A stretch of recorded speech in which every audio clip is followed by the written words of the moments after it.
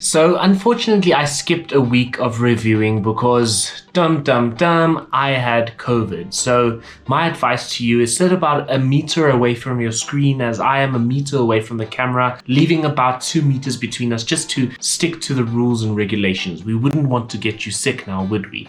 Anyway, today we're talking about Black Box, and I really like this movie. It's probably one of the more indie movies of the indie movies we've watched, but I want to call out one scene. Now, there's a scene where a little girl called Ava learns to use chopsticks for the first time, and this is probably the most unbelievable scene in the whole movie because she gets it on the first try, and no one gets it on the first try. And then, to make a mockery of us, she continues to get another pair of chopsticks and dual wield them like this. I unfortunately just have to strike at least 1 point from this movie for that ludicrous depiction of someone learning to use chopsticks for the time. Utter nonsense. Welcome to Indecent. My name is Vincent and I'm here to take a look at some films and games, both old and new, to help you find what could be your next favorite indie property. So, if you have a heart for passion projects and low-budget masterpieces, consider subscribing to my quest on the journey to find the ultimate independent production. But without wasting any more time, let's dive right into my personal thoughts and feelings on Black Box. Black Box is a 2020 American sci-fi horror film directed and written by, and I'm probably going to butcher this name, Emmanuel Asay Kafur Jr. After losing his wife and memory in a car accident, a single father undergoes an agonizing experimental treatment that causes him to question who he really is.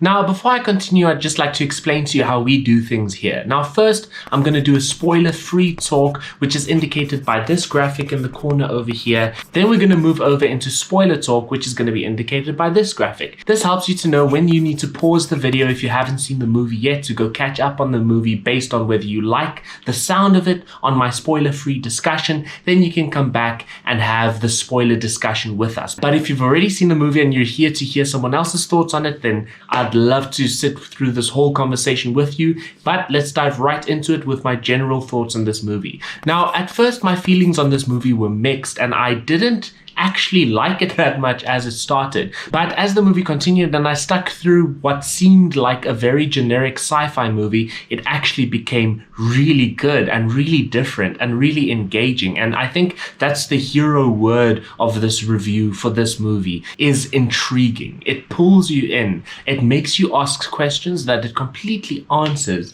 And I love that about it, because a lot of these indie sci-fi movies either dumb it down too much and you're like, this is the dumbest thing ever, or they're trying to be too smart and they overcomplicate things and leave you with a million more questions than you have answers. And I believe for the most part that this movie has a perfect balance between more questions and enough answers. Now, taking us on this wonderful mystery of a ride is genuinely a bunch of completely unknown faces, at least to me. I did not recognize any actor in this movie, or at least I can say I felt like I recognized some people, but I couldn't place any of them. And sometimes that would be a negative, but in this case, it really gave this movie a fresh feeling. And yes, occasionally the actors do an okay job, or they slip up and you're like, okay, that wasn't the best acting. But for the most part, it's highly endearing, and you really feel like the actors in this movie give their best in the performances, with an especially standout role from the little girl called Ava. She really gives 110% in her performance, and she is truly adorable.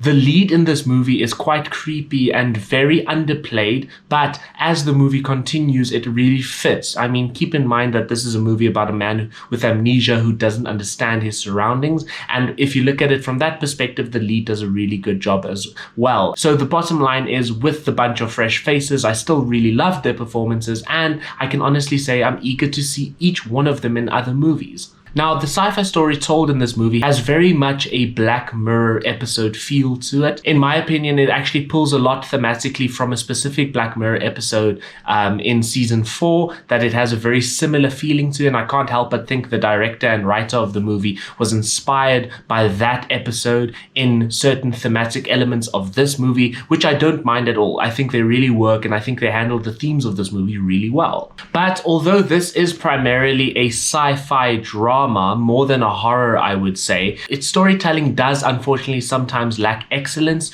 which almost just feels like a lack of experience in the industry and is completely forgivable. It's the type of mistake that you have to make to learn from. And it's something you can't put your finger on quite, but it's a little bit of amateurness in certain storytelling aspects and the way that they move the plot forward that could have been done more subtly or with more excellence, with a more refined touch. But the fact that the story is rough is almost what makes it so endearing and lovable, is that you can really feel it's a group of people making a movie with their entire heart. And I can genuinely say at the end of the day that the movie is bigger than its sci-fi premise, because if that was all that was carrying it, it wouldn't have been enough. The sci-fi elements to this movie is cool but not enough, and it's the story that's uncovered by layer throughout every act of this movie that is the genuine thing that pulls you into it. To give an example of a movie that failed to be more than its sci-fi elements is a movie called The Mandela Effect, which was genuinely truly a stupid movie that thought that its cool premise was enough to carry it,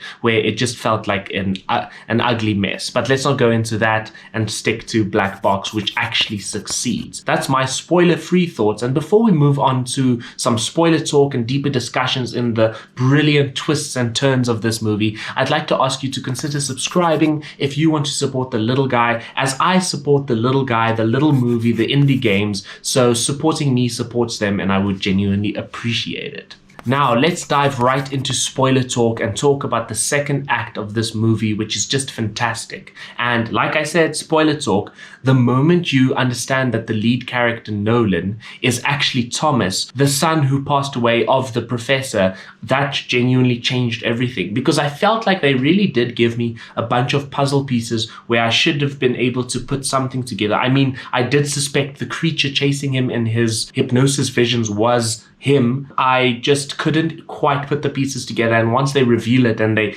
reveal this new face that we haven't seen before, it gave me chills, and I loved that scene, and it completely enriched the whole movie from that point, and I was 100% on board. And I think that's what's going to make or break the movie for you, is are you on board in that moment? And I completely was. I love the twist of finding out that Thomas was the actual pilot of the movie and that we've never actually met Nolan. And we don't meet Nolan until the final scenes of the movie. I think that's really cool. There's a few elements that this indie movie uses that I felt was a bit of amateur writing and inexperienced writing, in the sense of people's faces being blurred. Felt like a cheap way to hide your secret. I felt like they could have been more clever in the way that they cover faces and hide that. It just feels too convenient. So that's a little thing that bothered me. And also, I feel like every indie horror movie at this point has a contortionist in it, which just feels like the obvious easy way to get a scary villain in the thing. Yes, they did a better job at justifying it in this one due to Thomas having fallen down the stairs and that's how he died. But I also just felt like I'm getting a bit tired of a contortionist being the scary thing. But that's a little issue and it didn't bother me as much. It's just something I'm growing a bit fatigued of. But then when we finally arrive at that magnificent ending where Thomas and Nolan have their struggles in order to take control of the body, I really loved that, because it was quite literally an internal struggle, and I really loved their depiction of it. I loved how the main character essentially turns into the bad guy and the good guy, and the main character is both characters, and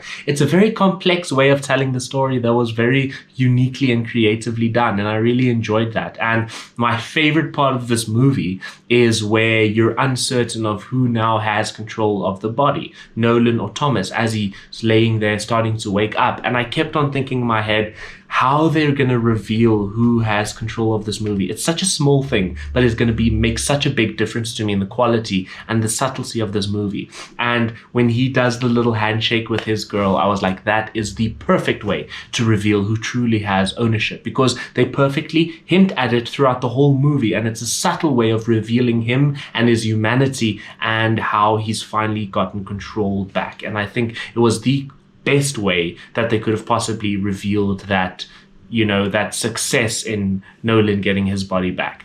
And it was such a sweet touch, and it just tied in together Ava and Nolan's relationship in a way that I really adored. Then, unfortunately, the final scenes of the movie was a bit Flash season 4 for me. I mean, where Dr. Brooks is sitting and she's like typing away, mad scientist, and finally she's uncovered Thomas again, and it was just like 2 seconds short of a scene, and I didn't like that much. It felt a bit cheesy and campy to me in a movie that was genuinely heartfelt the whole time. So didn't love that, but it was funny. I don't know.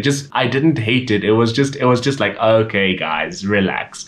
But yeah, other than that, loved the movie. It has its flaws, but it's one of those special cases where it overcomes its flaws and is a beautiful bigger picture, and tells a beautiful creepy tale that is totally worth your time. And you should totally go watch this, because this is those indie gems that we're looking for, those movies where I wouldn't have found or watched this if I didn't actively go looking for it, and I'm so happy that I did find it. But that's it for me, Vincent from Indecent. Looking forward to see you on the next movie. Bye.